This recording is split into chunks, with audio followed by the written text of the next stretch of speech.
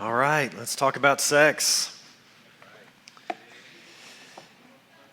A counselor had a couple in his office and he asked the wife about how often they had sex. And she said, it seems like almost always. It's like 3 times a week. And then he asked the same question to the man and he's like, almost never. It's only like 3 times a week. So there's different perspectives, different expectations, different backgrounds. I hope that we can learn, be encouraged, maybe have a little bit of fun as we think about it. I'm probably going to offend somebody. I don't intend to do that. I'm going to speak in generalities. It's just what we have to do.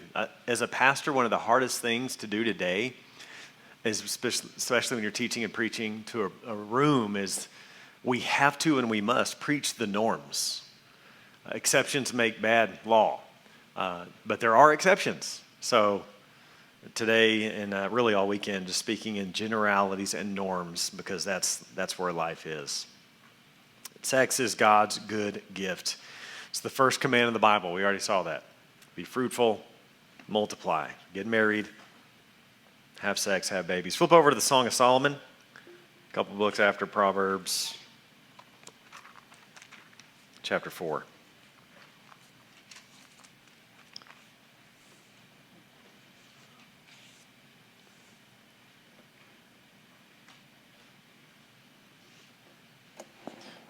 Song of Solomon 4:1. Behold, you are beautiful, my love. Behold, you are beautiful. Your eyes are doves behind your veil. Your hair is like a flock of goats leaping down the slopes of Gilead. Your teeth are like a flock of shorn ewes that have come up from the washing, all of which bear twins. Trust me, it was meaningful in that day. Don't try it today. Not one of them among them has lost its young. Your lips are like scarlet thread. Your mouth is lovely. Your cheeks are like halves of a pomegranate behind your veil. Your neck is like the Tower of David, built in rows of stone.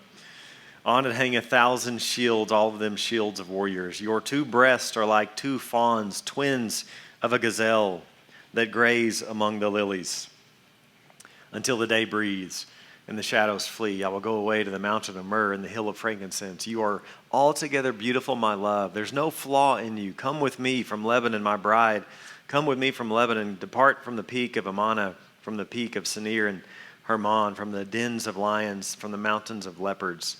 You've captivated my heart, my sister, my bride. You've captivated my heart with one glance of your eyes, with one jewel of your necklace. How beautiful is your love, my sister, my bride. How much better is your love than wine, and the fragrance of your oils than any spice. Your lips drip nectar, my bride. Honey and milk are under your tongue. The fragrance of your garments is like the fragrance of Lebanon. A garden is locked, my sister, my bride. A spring locked, a fountain sealed.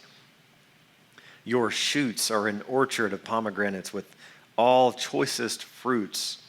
Henna with nard and saffron, calamus and cinnamon, with all trees of frankincense, myrrh and aloes, with all choice spices, a garden fountain, a well of living water, and flowing streams from Lebanon. Awake, O north wind, and come, O south wind. Blow upon my garden, let its spices flow. Let my beloved come to his garden and eat its choicest fruit. I came to my garden, my sister, my bride. I gathered the myrrh with my spice. I ate my honeycomb with my honey. I drank my wine with my milk. Eat, friends, drink, and be drunk with love. It's a whole book here. Oftentimes, little Jewish boys weren't allowed to read it till they hit 12. Shows, though, it's a good gift of God. It's a sweet gift of God, but it's not as easy as we might think. It's actually quite difficult and quite sensitive and quite strained. Again, like all things good, it requires work and it requires death to self. But it is so important and it's really hard. I mean, just speaking for us, we don't do like children's church. I don't think y'all do either. So we've got all kinds of kids in our congregation. So it's hard to speak about sex because of little ears. We call them ears in the cornfield. There's ears in the cornfield. But we got to be talking about it more because it really is so important for a whole host of reasons, but specifically even just marital sex. Because again, as I mentioned, it really is a barometer for a healthy marriage, as I mentioned. What's the purpose? Again, I want to start big picture. What's the purpose of sex? God's design is good, holy, sex within the context of marriage between one man, one woman, covenantally committed to one another for a lifetime, for our good and God's glory. It's really similar, obviously, to marriage, but 6 purposes of sex. Again, number 1, procreation. It's the main reason. Have babies. Number 2, intimacy, or we could even say unity. It bonds a couple together, and again, it's a beautiful thing. Pleasure. I'll say more about that. One of the purposes of sex is pleasure. God created the orgasm. Again, ex nihilo, right? God created from nothing. The canvas was blank. So you think about the details of sex. God designed it all.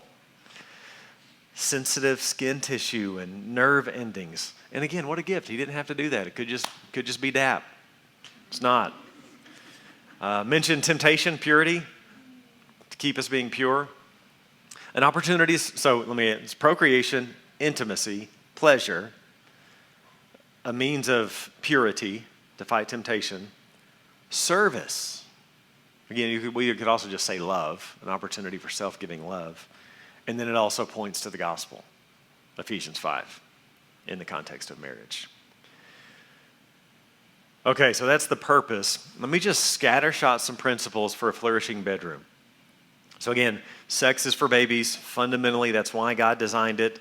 That, again, was the assumed norm for all of world history until 1950. Again, I'm not one that advocates that every sex act must potentially lead to procreation. I just mentioned, we talked about that last night. Kids are a blessing, especially discipled and disciplined kids. And by the way, it is the main way. I don't think, at least maybe y'all do. My circles of Baptists don't talk about this enough. The main way, historically, that God grows the kingdom of Christ is through Christian children.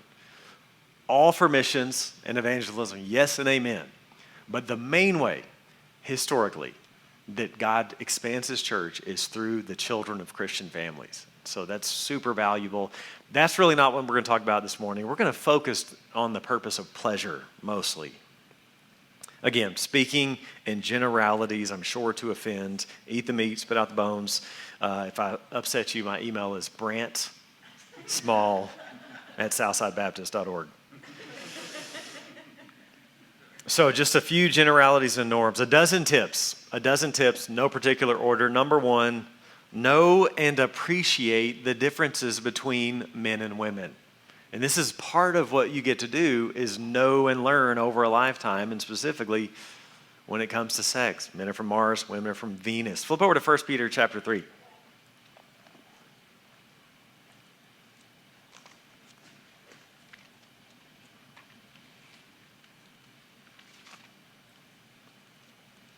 First Peter 3:1.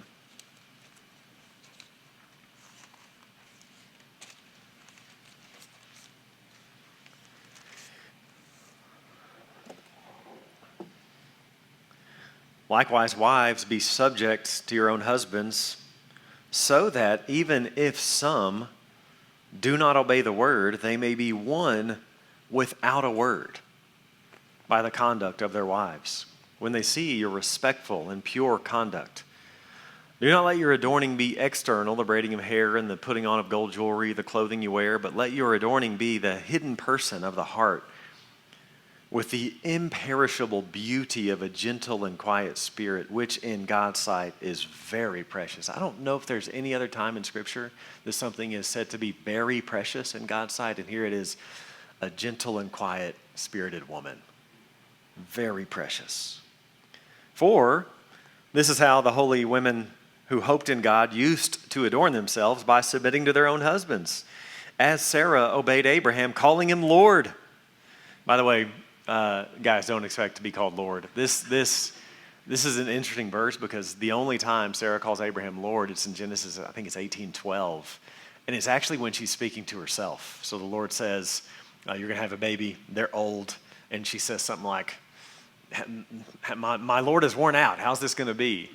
And she's talking to herself. It just goes to show you, though, that she had respect and appreciation for her man, even when no one was around. So again, ladies, don't ever tear your man down, certainly to others or to him. Sarah's a model that even when he wasn't around, she's speaking respectfully about him. And you are her children. If you do good, do not fear anything that is frightening. Likewise, husbands, live with your wives in an understanding way. Literally, it's according to knowledge, showing honor to the woman as the weaker vessel. As the weaker vessel. Again, this makes feminists mad. It's just facts in every way. Biologically, we see it: thicker bone density, thicker skin. It's just true. It's just common sense. You got to be a respecter of reality here that women are weaker than men.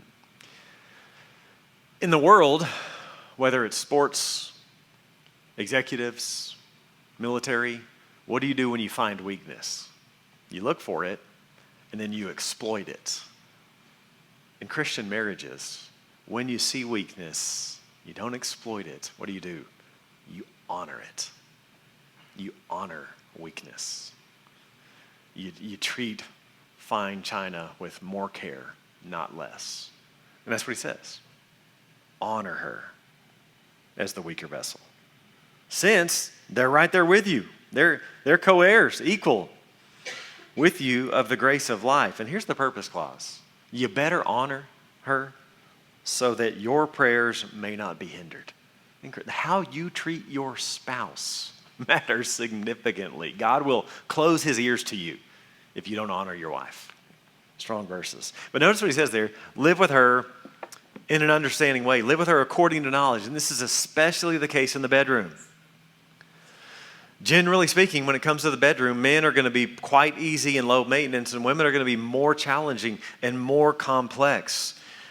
Generally speaking, the man's sex drive is going to be a lot stronger. One of my seminary professors at Southern, it was a gal named Tanya York, his wife, the seminary professor's wife, started this thing called the Seminary Wives Institute. It's an awesome program. My wife learned a ton there. Sadly, from the guy I mentioned, from his wife, who's now divorced. So again, start well and finish well. But she started Seminary Wives Institute, I believe, in 2001. And for the first 10 years, the seminary wives would go to her for counsel. And the questions, inevitably, one of the top three was, all he wants to do is have sex. He wants to have sex all the time. What can you do to help him settle down, or help me to desire it more? One of the two, but man, that's all it is. Well, fast forward the last 4 or 5 years, it's the total opposite. And his wife's going to her saying, he never wants to have sex. How can I get him more interested in sex? Well, what has happened from 2001 to now? Well, we all know the answer, right? So sex drives are changing because of pornography, but generally speaking, when there is no pornography, there's going to be a very, very strong sex drive, which should lead him to marriage. But outside of porn, wives, you may think that he's obsessed with sex. He is. So is every other man. You didn't marry a hornball. You married a man. And you should be thankful, because he would not have pursued you had God not given him that raging sex drive. Again, without it, guys would just be in mama's basement playing video games. How can you tell when a man is thinking about sex? He's breathing. The woman daydreams about the wedding day her whole life. The man, the wedding night. Takes guys 4.3 seconds to be ready for sex. Typically takes wives all day. He's a microwave, she's a crock pot. And then when it begins, most men don't need foreplay. Most women do need foreplay. They need a long runway. Not every time, we're going to talk about it, and so learn, know, and appreciate the differences. Again, don't despise them. It's God designed. That's the first thing. Number 2, pursue one another relationally. In other words, do all the things we've been talking about. Keep working on your marriage. Keep Christ central. Be quick to repent, quick to forgive. Overlook petty sins. Love covers a multitude. Good sex is not about quality of technique, but quality of relational oneness. Again, coldness in the living room is going to lead to coldness in the bedroom.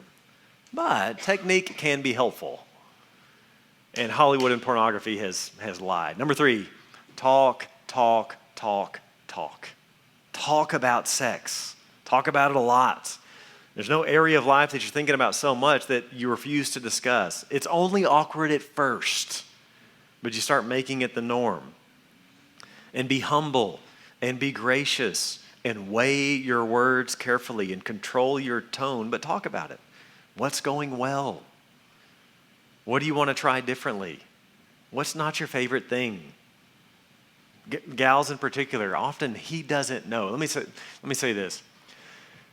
What comes naturally to a man in the bedroom is usually the opposite of what works for you. He doesn't know that. He doesn't know what he doesn't know. And so you can help him with graciously talking and instructing and teaching. What can we do differently? What's something that needs to change? You won't make any progress without talking about it and making a chart and a path to that progress. So talk before, talk during, talk after. Whatever you're however y'all talk about sex right now, just like triple it. Probably still won't be enough. Number 4.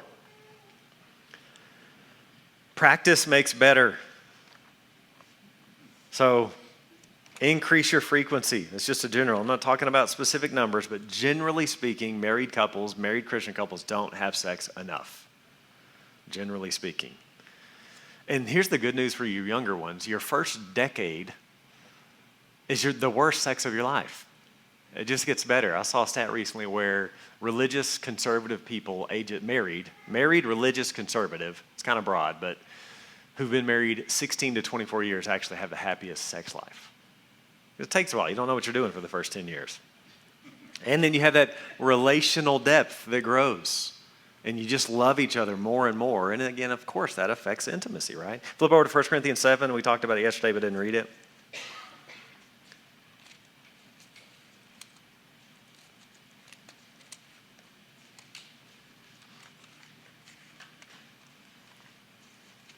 First Corinthians 7:1.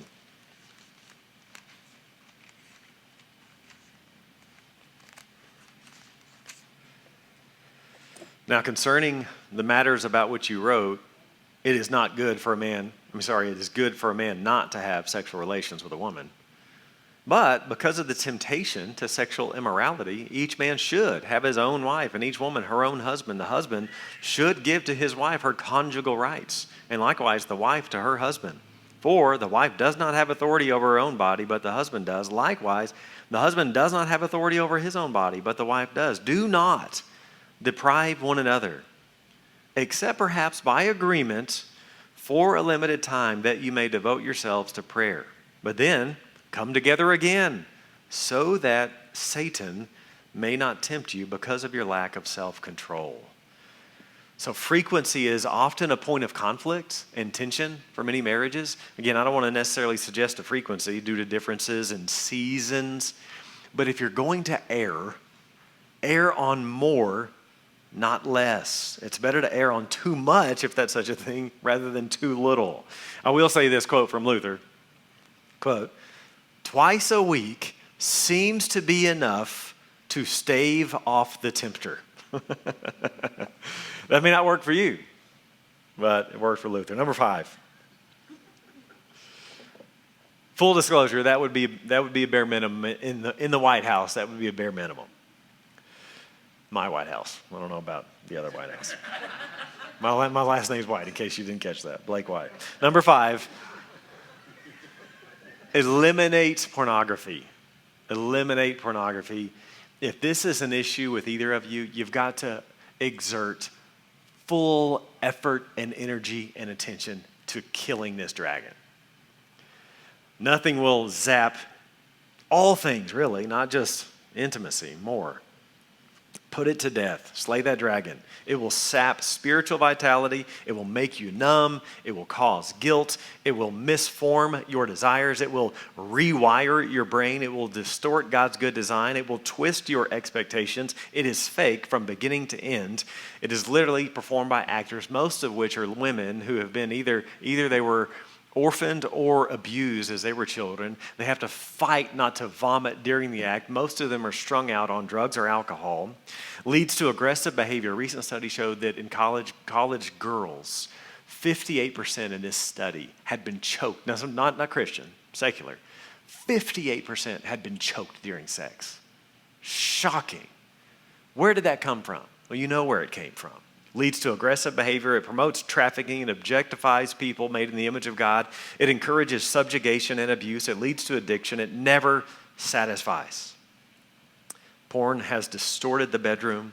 There are now things that shouldn't be appealing but are because the brain's been rewired. It's filled with lies. All women do not desire all kinds of sex all the time, and not everything a man does is pleasurable. It's just so fake. So dispense with those lies.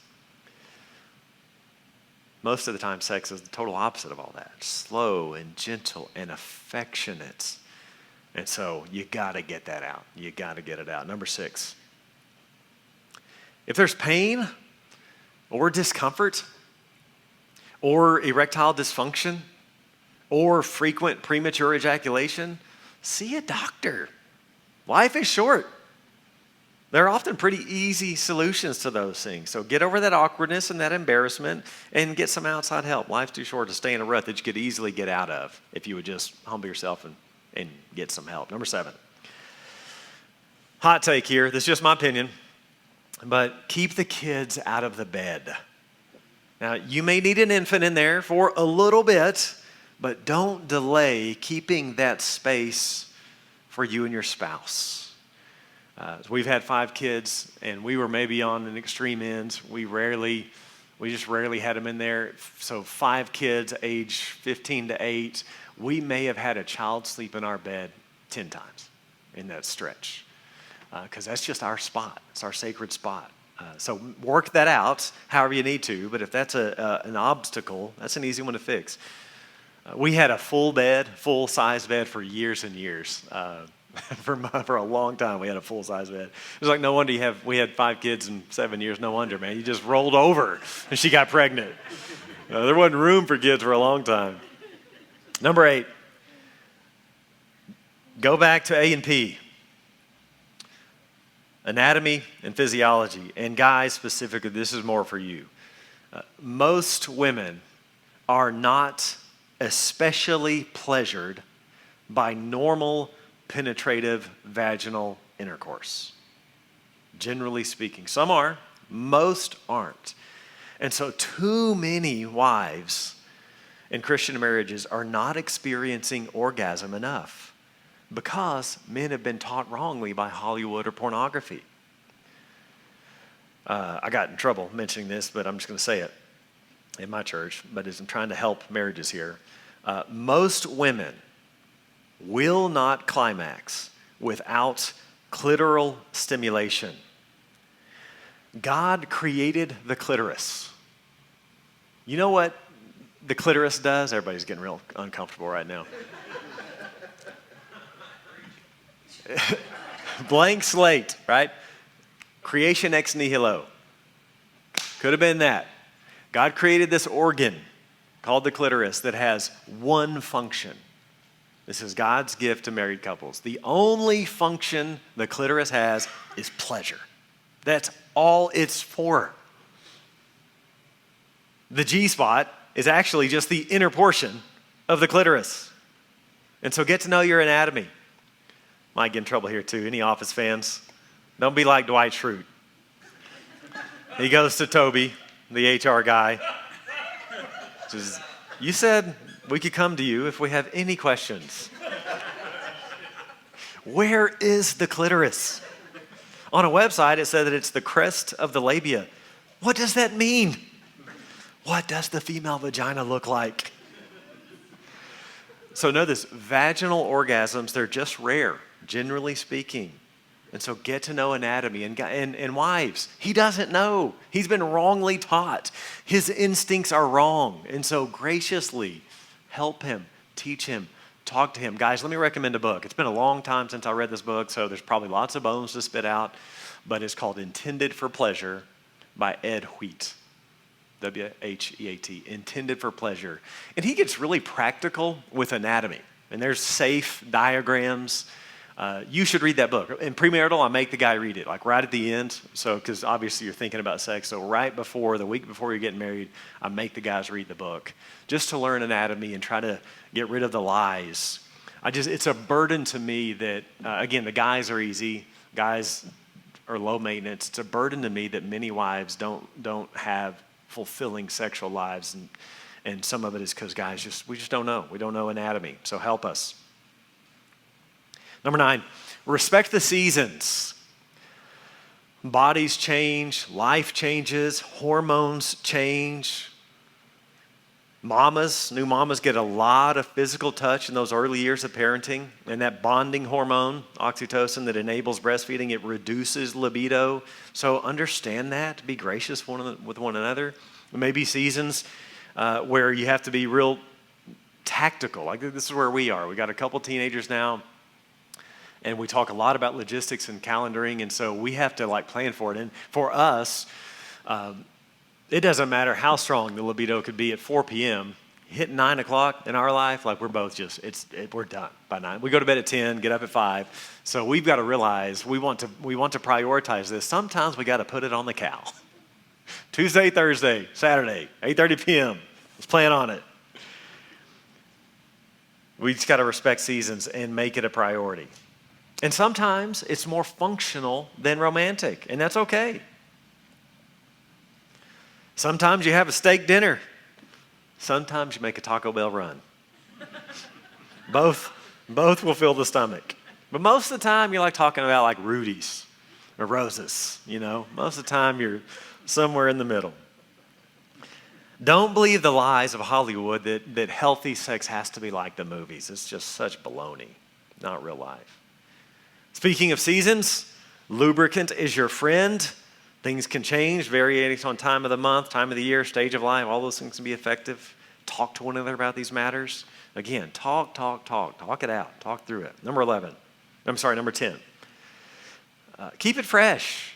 Don't get stuck in a rut for too long. Bring variety. We have a lot of freedom in the Bible. Read through Song of Psalms. Again, talk about it first, always. Talk through things. Speaking of that seminary professor and wife, Herschel York, he used to say it publicly, so I'm not outing him, but they liked to occasionally have sex outside. Seminary professor.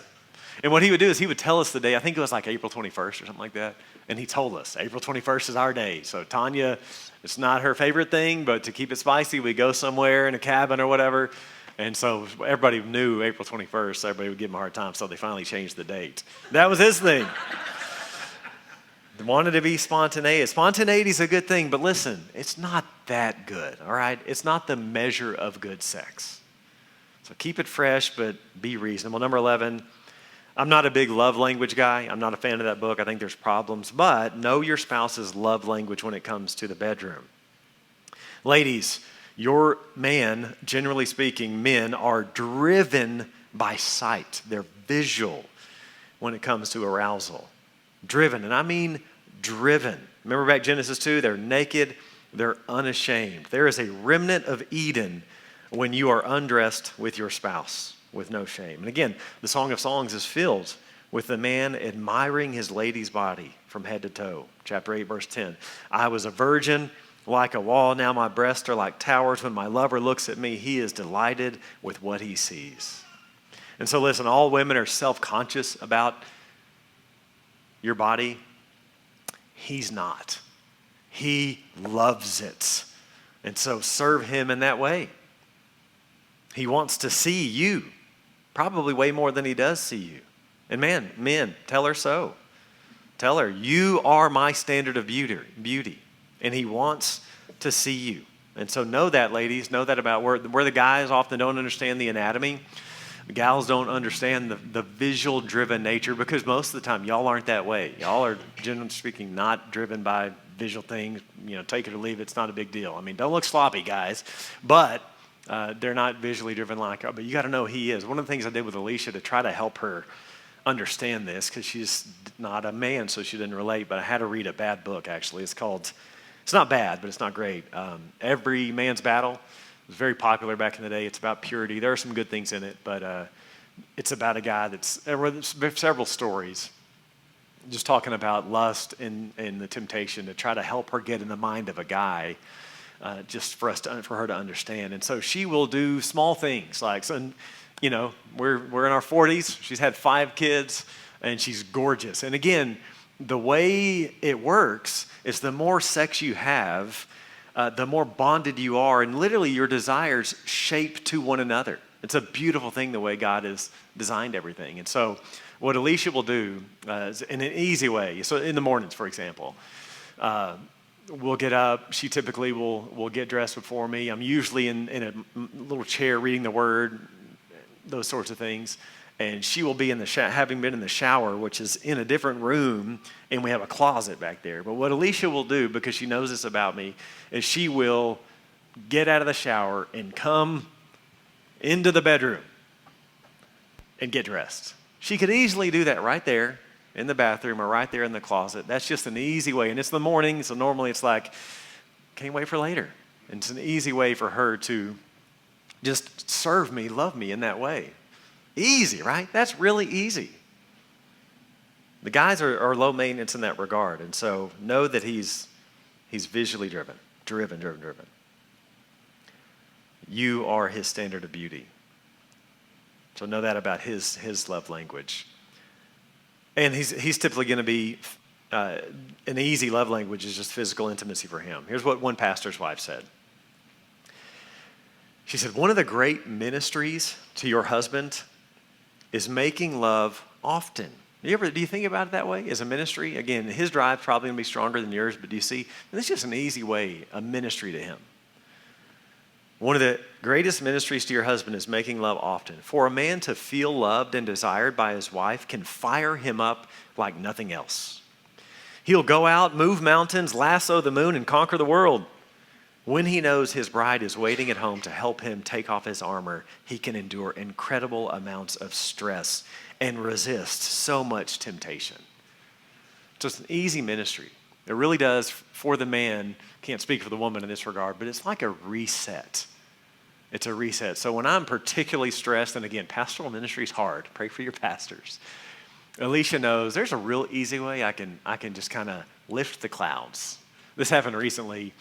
We normally don't connect. You figure out what works for you. We normally don't connect in the morning. But it had been a little while. It had been like a day and a half, and so I'm just kidding.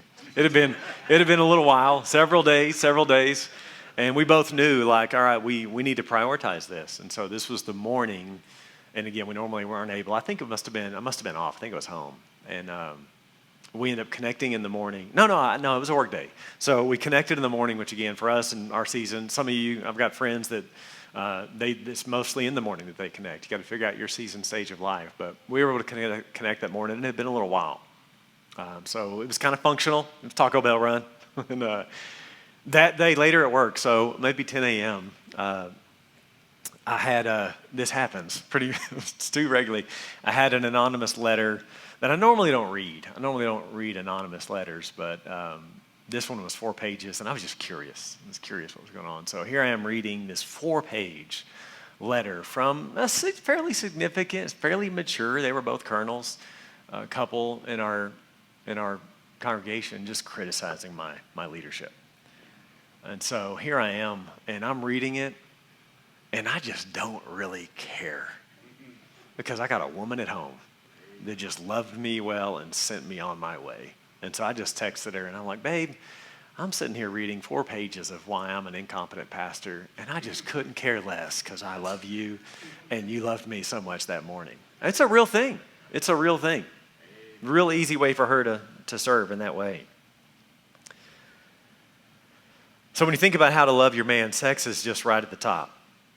And he loves it when you take initiative at times. Old Testament scholar Trimper Longman writes this about Song of Solomon. He says, the role of the woman throughout the Song of Solomon is truly astounding, especially in light of its ancient origins. It's the woman, not the man, who's the dominant voice throughout the poems that make up the song. She's the one who seeks and pursues and initiates. She boldly exclaims her physical attraction. For example, his abdomen is like a polished ivory tusk decorated with sapphires. Most English translations hesitate in this verse. Let me read it again. His abdomen is like a polished ivory tusk decorated with sapphires. Most English translations hesitate in this verse. The Hebrew is quite erotic, and most translators cannot bring themselves to bring out the obvious meaning. This is a prelude to their lovemaking. There is no shy, shamed, mechanical movement under the sheets. There is no shy, shamed, mechanical movement under the sheets. Rather, the two stand before each other aroused, feeling no shame, but only joy in each other's sexuality. Ladies, love language is going to be bound up with the relationship and time and communication. C.J. Mahaney has a book called Sex, Romance, and the Glory of God. It's worth reading. And he says, touch her heart and mind before you touch her body. Touch her heart and mind before you touch her body. Sex, especially for wives, comes out of a healthy relationship. Comes out of a healthy relationship. For husbands, sex leads to a healthy relationship. We just got to know how we're built different. Gas and diesel. Ladies tend not to care as much about looks. Again, don't look sloppy, but they care a little less about your abs, more about your leadership and your confidence and your competence and your character. That's really what's attractive to them more than, again, don't look sloppy, but they're not so much looking at your outside as who you are as a man, how you're leading. Are you godly? Like the other day, so again, we got 2 boys, and some of you know, you get 2 boys, and they start coming of age, and they start kind of challenging mama a little bit. And there was some hard conversation. I can't even remember exactly what it was. It was a hard conversation that she was beginning to enter, and I just like, hey, just scooch over, babe. And I have the hard conversation with my oldest. And she came over later and was like, I just want to jump your bones. I'm like, huh? Because you just took that hard conversation off my lap. And so where the lingerie might be attractive to me taking a hard conversation off of her lap and having it, that's what's attractive to her. Built different, right? So the bed is tied to all of life, especially for the wives. You know what that means, guys? Be godly. Be a godly husband. Number 12. Seek to serve. Flip back over to Philippians chapter 2.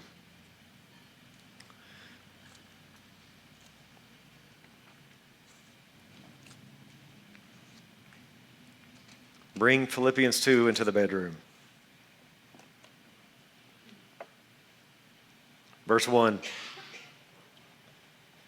So if there's any encouragement in Christ, any comfort from love, any participation in the Spirit, any affection and sympathy, complete my joy by being of the same mind, having the same love, being in full accord, and of one mind.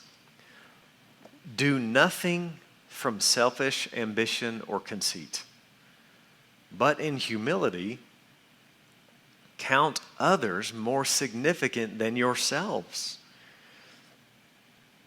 Let each of you look not only to his own interests, but also to the interests of others.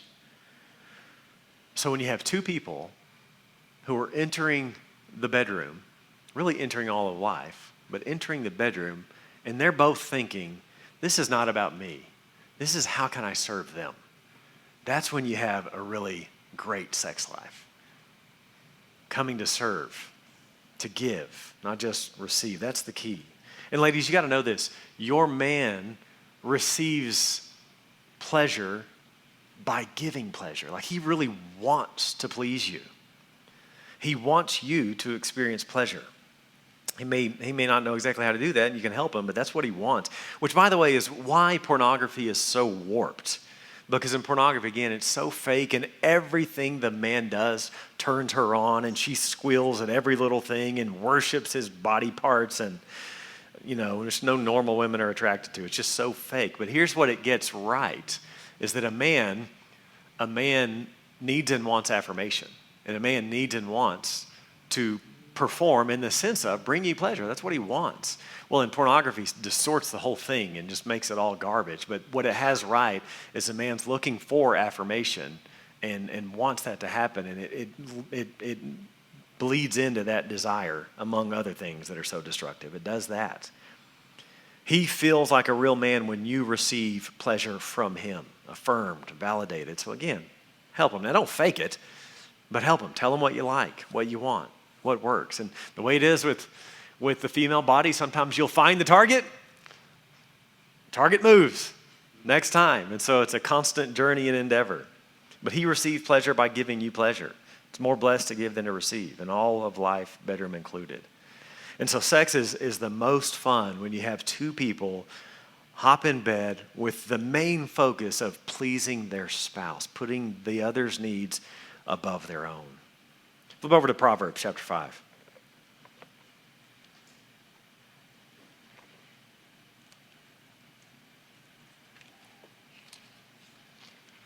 Verse 15.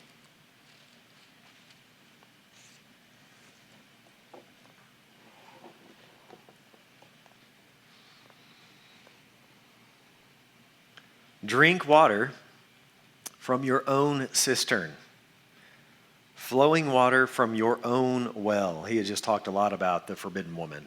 This is the contrast. Drink water from your own cistern, flowing water from your own well. Should your springs be scattered abroad, streams of water in the streets? Let them be for yourself alone and not for strangers with you. Let your fountain be blessed, and rejoice in the wife of your youth, a lovely deer, a graceful doe. Let her breasts fill you at all times with delight. Be intoxicated always in her love. Just like we saw before. Go get drunk on each other's love. Don't put that on Twitter. Let's pray. God, thank you for the gift of sex. It could have been so many different ways that you've given us this lifetime of journey and pursuing of physical oneness that is related to spiritual oneness. And just like with the marriage relationship getting better, we want this to get better. We want to grow in being able to serve one another. There are probably sensitive issues and hard conversations, God. So would you fill us with your Spirit, and may they be filled with grace as we begin to talk more about this issue. And help us to be humble and others focused. And I pray again, as a result of our time together, that we would have a bit of encouragement and strengthening in the relationship that would lead to encouragement and strengthening in the bedroom as well. Once again, thank you for this sweet gift. And I pray that we would grow in it and for our good, for your glory. In Christ's name, amen.